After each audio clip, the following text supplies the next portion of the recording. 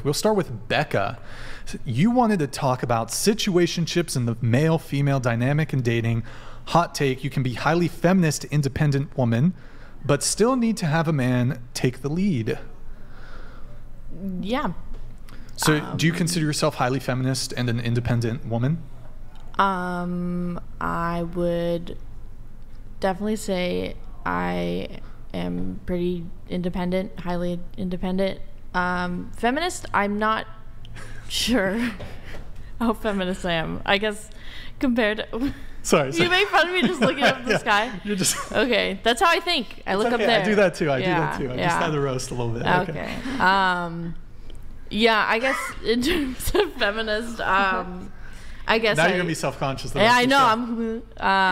So I will look right here, right at the microphone.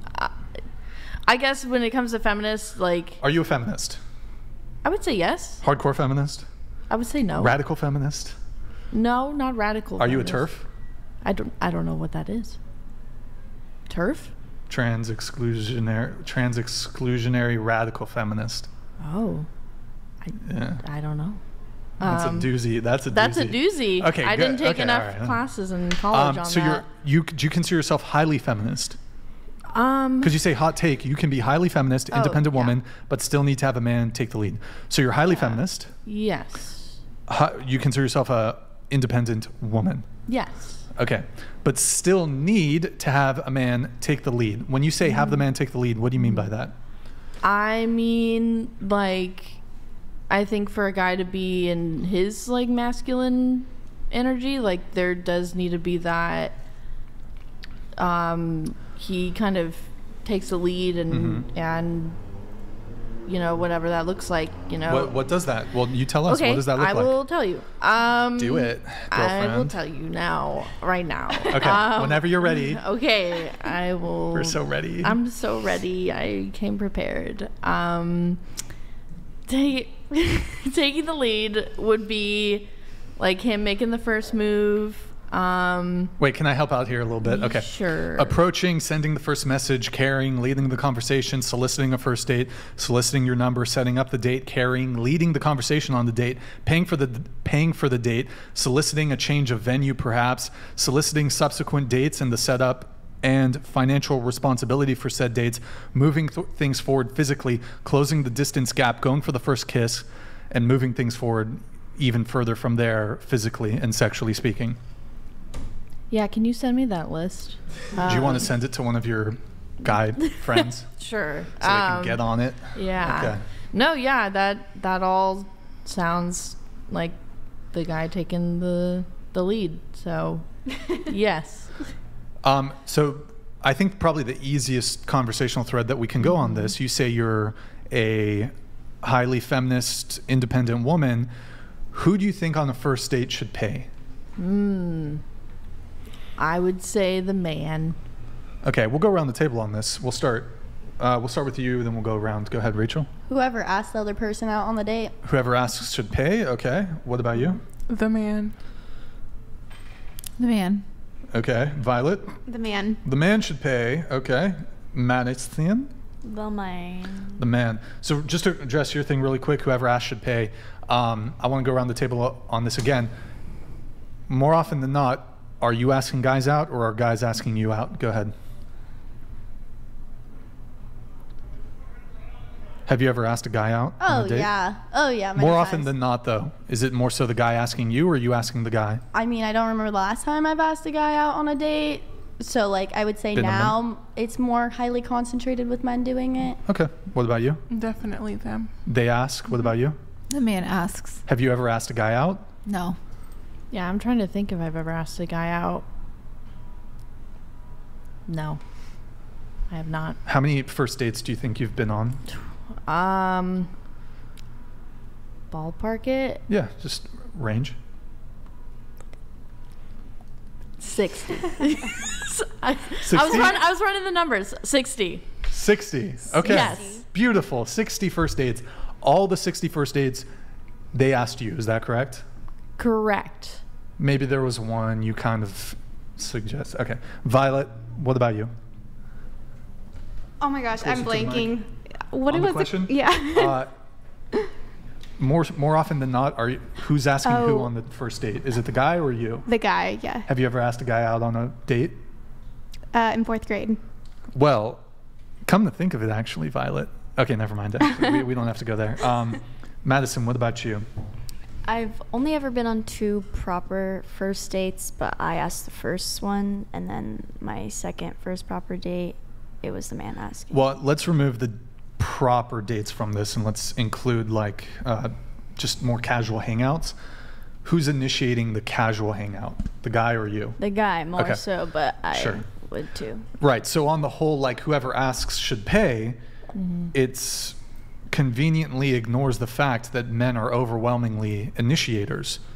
So if your standard is, okay, whoever asks should pay for the first date, well, you might as well just say men, because men overwhelmingly are the ones asking for first dates.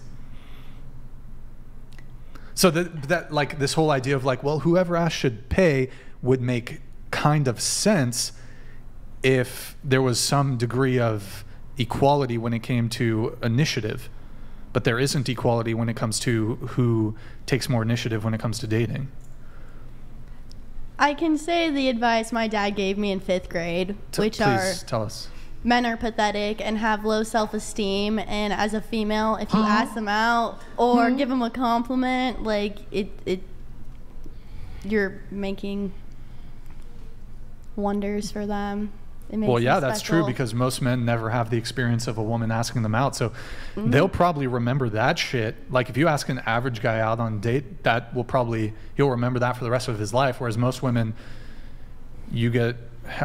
some women get asked out so frequently they don't even remember it later that day.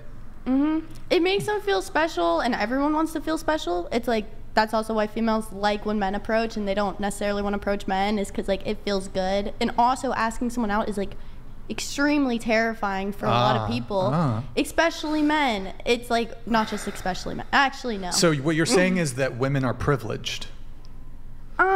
No, I would say. Of course they are. Okay, well, yes, but You're in the privileged position of never having to get off your ass to put in any effort into the beginning of a relationship. yeah, that's true.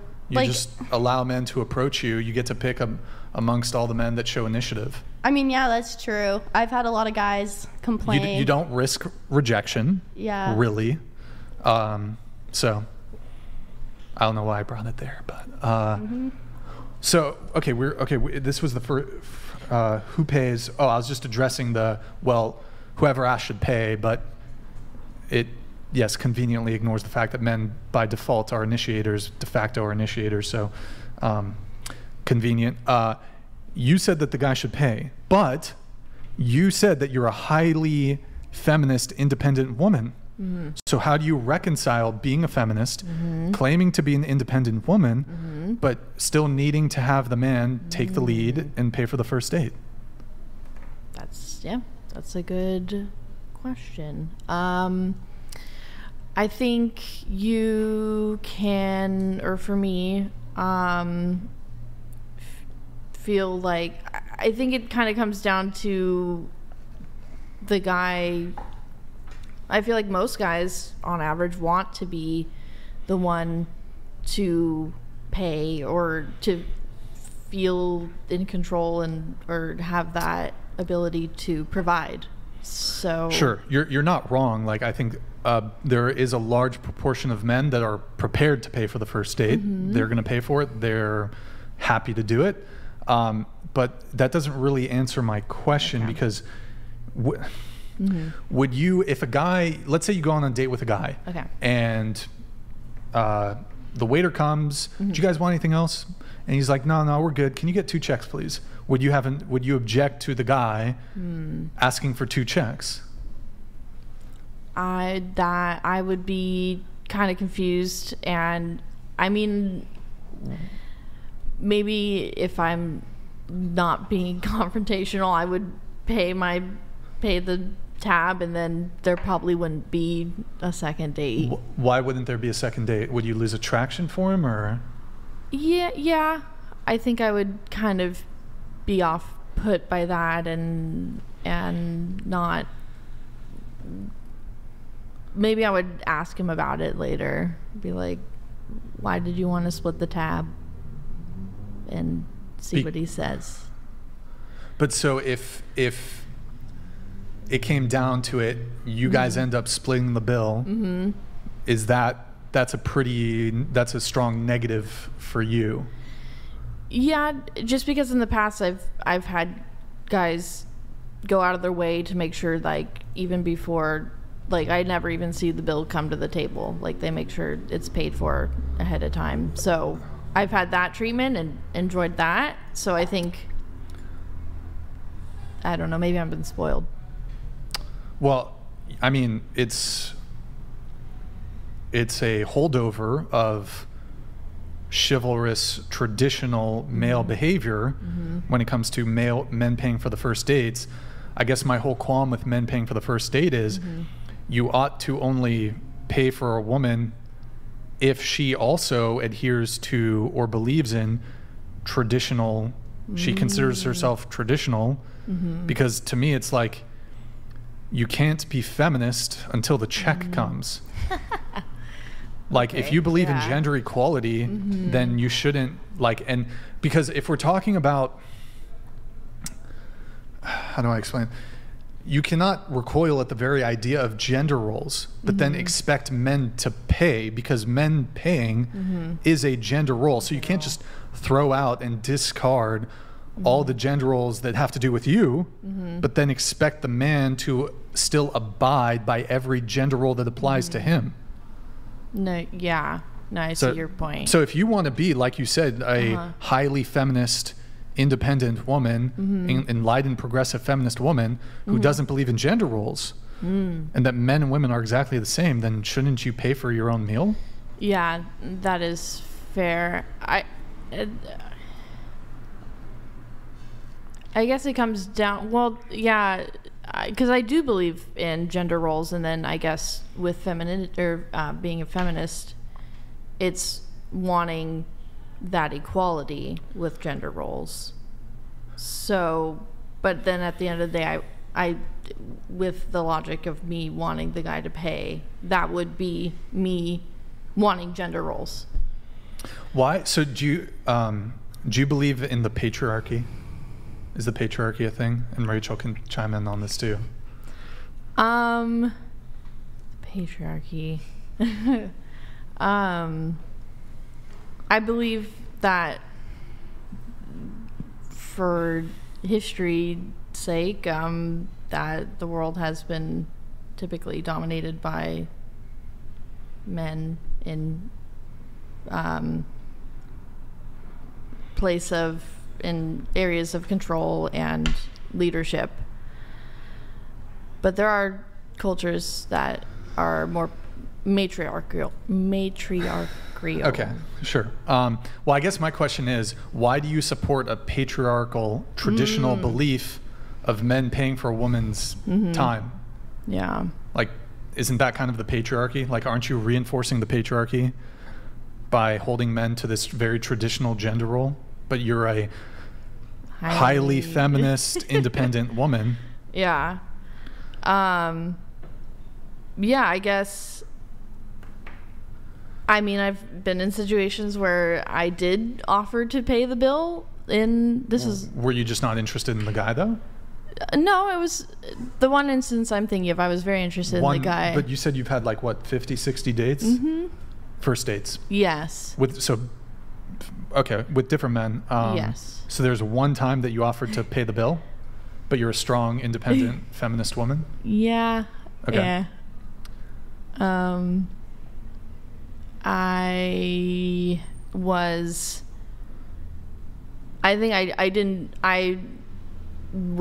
lacking in self-confidence and didn't feel like I wanted him to feel the pressure to buy the meal for me. But you were lacking in self-confidence. It was when I was, like, I don't know, 19. Young. You were 19. I was young. Okay. So. But it sounds pretty clear to me if a guy asked to split the bill. Let me ask, if before the date, I feel like this wouldn't be an organic way to go about it, but if a guy was like, hey, are you cool with splitting the bill? And he was asking you to go to dinner, I feel like that would be kind of cringe a little bit, but would you just say never mind on the date, for the date, when you otherwise were interested in going? Yeah. Shoot. I guess I would still go on the date and pay the tab. Split. Yeah. Do you like expect men to pay for every date? Say you went on a date with one guy and you kept seeing him after. Do you expect him to pay for every single date? Say you really, really liked him. That's a good question, Madison. So beyond the first date, would you like a guy to continue paying for dates? I guess it would the first few dates, and then after that we could have the conversation of like, hey, there would be a conversation. Yeah, if I saw it, going somewhere and we wanted to keep dating, because I guess I don't want that pressure of being the financial provider. Hold on, but we're talking about splitting the bill. Yes. So why you're not being the financial provider, you're just equally contributing to the start of the relationship. Okay. The provider would be, I'm paying for the whole thing. Yeah. Okay. Because I feel like I've been, like, if you really did really like the guy, like, I feel like I've been in multiple situations where it's like, oh, like, hey, do you mind paying for yours? I'll just pay for myself. And I feel like it's something that you can easily look past, especially if you're super duper interested in this guy, unless you expect him to pay every single time. You're just seeking for financial or seeking for money and for him to provide for you all the time. But, like, are you really all that independent if that's what's all that you're looking for in a guy? Yeah. Okay, so you said you want the guy to pay for at least the first few dates. How many? When you say first few, you mean 2, 3, 4? 2, 3. Yeah, 2 to 3. 3 to 4, and then you would want to have a conversation about moving forward. Is that a conversation you would bring up, or he? Let me ask. You said your longest relationship was 2 years, correct? Yes. In that 2-year relationship, did it become 50-50 at any point, or were you guys living together? What was the? We weren't living together. We did get to a point after, like, I'd say like 4 or 5 dates where I'm pretty sure I brought it up, like, hey, like, I can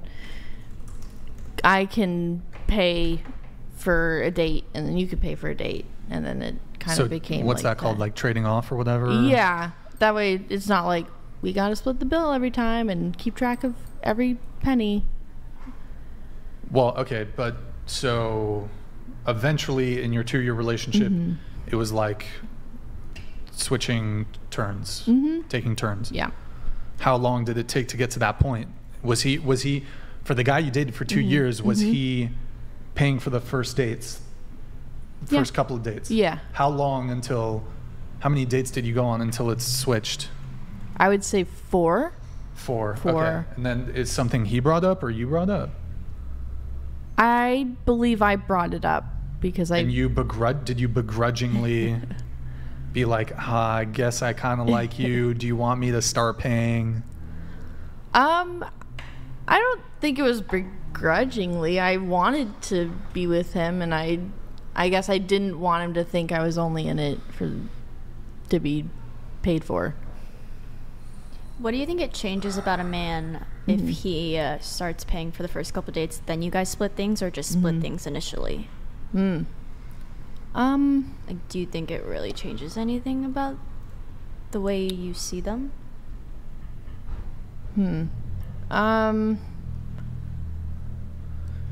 I don't. I would say I would like to have the conversation with them, and I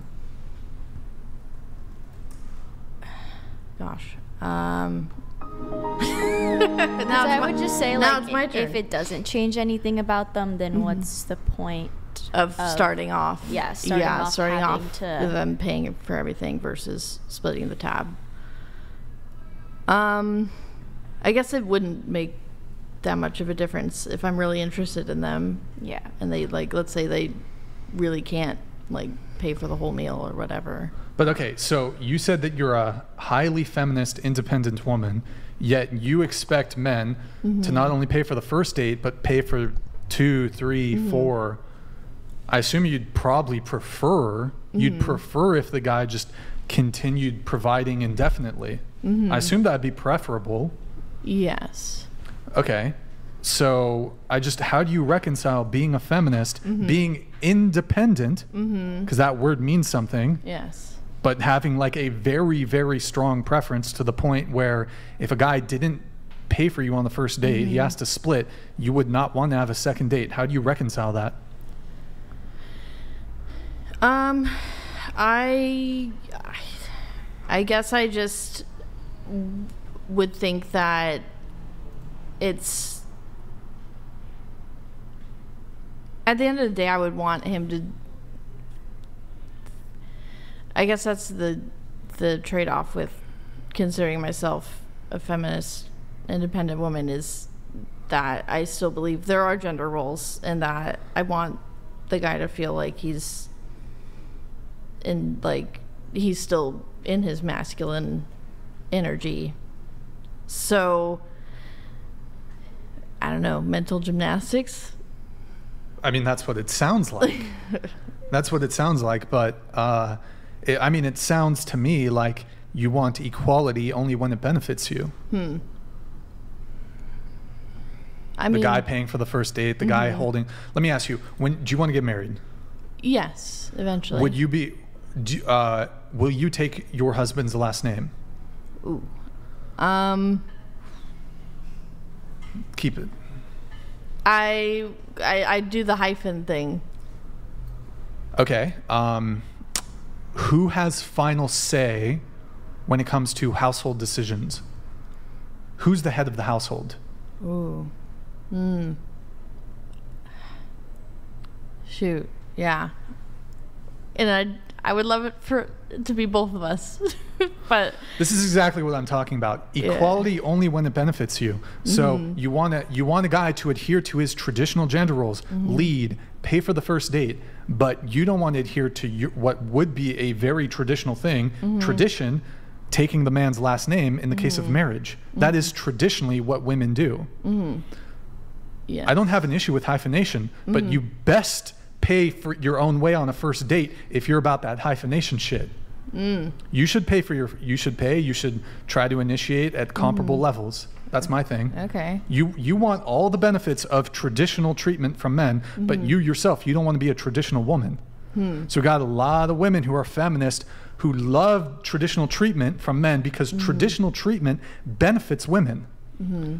But you guys don't want to be traditional women. Because I suppose in some ways not being traditional comes to your benefit. Don't you think that's a bit selfish? Do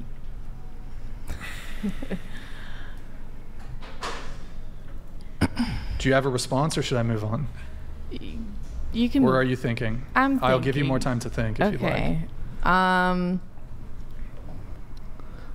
I guess in a way it is me being selfish if I am not taking, or if I'm expecting these things of men and claiming to be wanting gender equality, but then I don't want it when it's on my side. So. But you want traditional treatment, but you don't want to take your husband's last name. I didn't say I didn't want to take it. But what's funny is, forget the who should pay shit. That's kind of small. Yeah. You said that you want a man to be a leader, right? But you don't want a man to be head of household. That's a big deal to me. Okay. You want a man to lead, but you don't want to be a follower. Is that correct? Yeah. So I got to send the asteroid on that one. Holy shit. Okay. I guess that You brings cannot. feminists. This is the big thing. Like, forget the who pays shit. Women want men and are attracted to men who are leaders and who are masculine and who are dominant. But women have been, there's this mind virus of feminism which tells, like, on a biological and attraction level, I would say most women want men to be leaders, pay for pay for the first date, take initiative, make the first move, do all these things, right?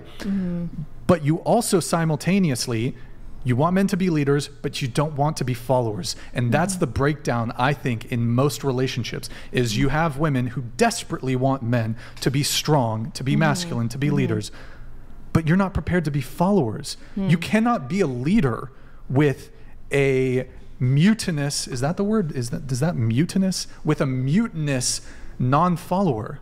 I cannot lead somebody that's not prepared to follow me. You can, it's like a dance. Someone's the lead, if both try to lead, it's a disaster. If both try to follow, it's a disaster. Someone has to lead, someone has to follow. And that's the problem. You're shaking your head, you disagree. I think if you want to be, as a woman, you want to be more masculine, you want to be more dominant, you want to take more of the lead in the relationship, that's your call. But if you're a woman and you want a guy to be the leader, you ought to be the follower. That's the only way it works. In order to lead, like, let's just look at this logically. In order to lead, someone has to follow, right? Can everybody, let's talk about businesses. In an organization, can everybody be the leader in an organization? No, somebody has to be the shot caller. Somebody has to lead. Yeah, I guess it comes down to trust, and maybe I haven't had that, like, trust in a relationship where I feel like, oh, like, yeah, I really want to follow this guy. Maybe it's just like this tension I've had within me too. I think too, that's because you've been injected. You've been injected with the feminist mind Maybe she virus. isn't looking for a leader then. She's not looking for In the what? end, maybe if it's... No, but she wants a guy to pay for the first date. She would not go on the second date with a guy if he didn't pay for the first date, which is some, like, gut instinct, like, because, oh, this guy's not a provider. That's not leading as a guy, I suppose you could say. You want a guy to lead. You want a guy to initiate. You want a guy to do all these things. But when it comes time for you to hold up your end of the bargain, when it comes to your traditional gender role expectations, you're like, I don't like those, never mind. We're going to hyphenate our last names. You're not going to be the head of the household. I'm not going to grant you your ability to use your masculine instincts to make the best decisions for this family. Hey, and that's within your right. But I guess what I'm getting at is, go date like a guy who's down to split the bill and is gonna, when you ask, he's not gonna be decisive about what he wants to eat, and he's not gonna be decisive when he's gonna have plans. He's gonna be like, whatever you want, babe, you pick. Do you want that? Maybe she does, I don't know. Can I ask a question? Go ahead. By the way, I just want to say, other girls can, if you have something you want to say, please. If you have something you want to say to what I say, somebody, you can come in. Go ahead. So the whole feminist movement really just confuses me because it's like double-minded. So I have a question for the both of you guys, since you guys seem to be feminists and you seem to be also traditional as well at the same time. Yeah. Where do you guys both draw the line between being a feminist and then being traditional? Like, where do you draw the line at? Where you can be feminist in this aspect, or more so like, no, just where you draw the line. I don't want to get too deep into it. Yeah. I feel like that's mostly just like what you consider yourself in, like what you consider a feminist and what you believe in, I guess, for feminists. But I don't know. Yeah. I would say, yeah, it is hard because I do want that gender, like, equality when it comes to women getting equal pay and work and things like that. But then there is this other part of me. I mean, I was raised in a very traditional home where, like, my dad was the sole provider and my mom was a stay-at-home mom, so I do have that part of me that still wants that, but then there's this also part of me that wants my own life, or I guess, like, I want that control in terms of, like, oh, I'm providing for myself and I'm making the rules in my own world. So So are you willing to compromise? Like, let's say you meet the right guy and he's like traditional and he meets like all your, you know, checks the boxes, right? Are you willing to put aside the feminist identity that you kind of have a little bit and then jump to being a transitional woman? Yeah. Traditional woman. Traditional woman. Yeah. I mean, at the end of the day, I want to have that. What do you want? I mean, if it came down to it, I do want the more traditional relationship. So that would have to be me reevaluating, like, what does it mean for me to be feminist and independent if I do want the man to be providing for me, and if I do want these things. Let me ask you a question. Yes. Do you think that a traditional man who's going to be a provider, who's going to take care, do you want kids, right? Yes. Do you know how many kids you want? I wanted 3, but now with financials, probably 2. When you start having kids, are you going to want to pull back from work a little bit?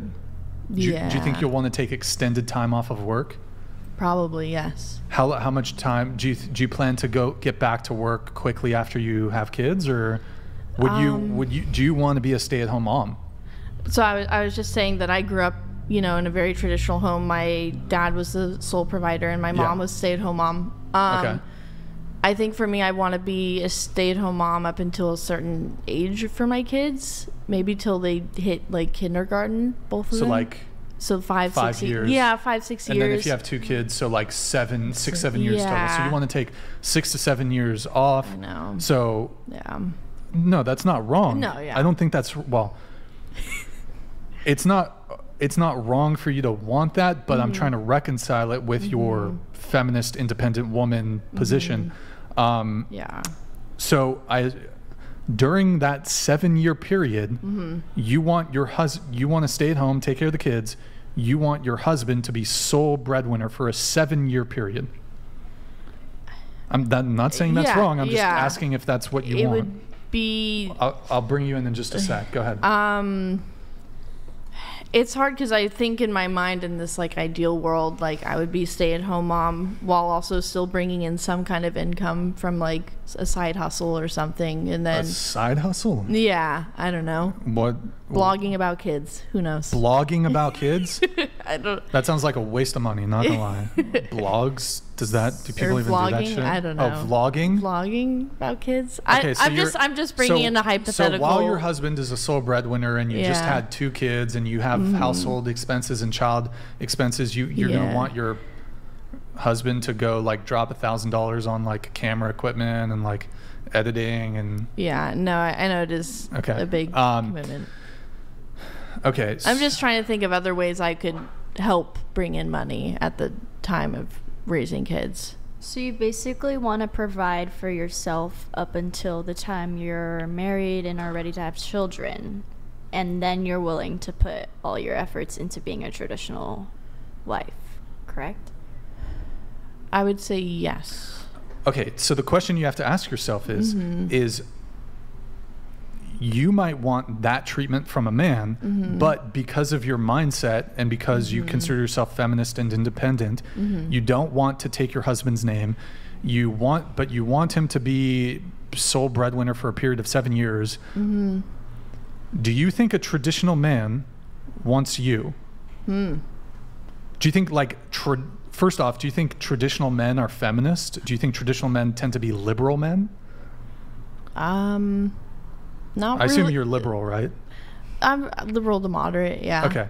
So the other part of the equation is, does the man you want you? You have a lot of like progressive liberal women who want, actually there's Nick, I'll find it, but there's this video that went viral a couple of months ago. I think it's in one of the Dropbox folders.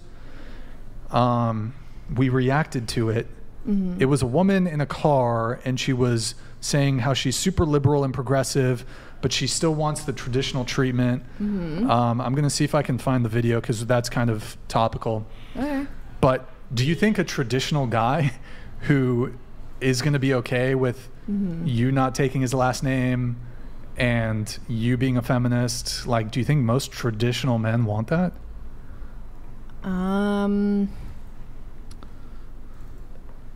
I don't You don't know? think so. Okay. Which But so don't you think you should... Mhm. Sorry. I didn't mean to cut you off. Continue. Well, the last name thing is funny because I just really like my last name. If it was like a lame name, then I'd be like, okay. but Well, but but the- I I mean- know it comes down to like it shouldn't matter if if I had a cool last name or not. It's more of the principle of it, I guess. So, anyways, that's a side note. But yeah.